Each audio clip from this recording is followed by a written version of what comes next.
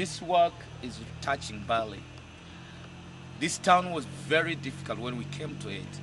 We have like a mosque, an Islamic mosque at every corner of this town.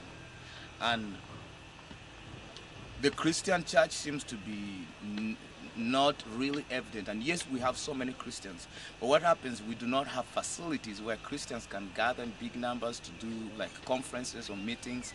So one of the things the Lord's put on my heart is to raise up a structure that God can be proud of, that glorifies God, and also where his children can come together and worship. So we need this facility to stand up to what is going on here.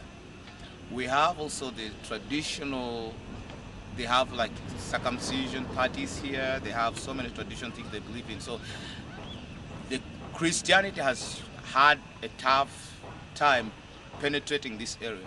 But as I speak right now, at Paul Heaven, every Sunday, at least 5, 6, sometimes 10 people visit and give their lives to Christ, apart from the outreaches that we do. So there's the urgency that is needed for this work now.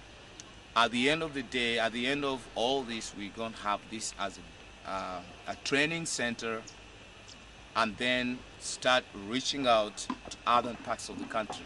Already we are overseeing about 5 other sister churches that we are planted in the rural areas, but we would like to go beyond that.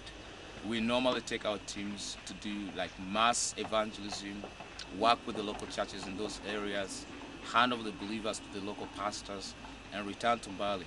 So this place is a very, very busy place. This church has like 70% youth. So it's really a young church. It's a church with a promise because of the type of congregation that we have. Now we really believe that with your prayers, with your support, we could build up a very powerful missionary base here, right here in Bali.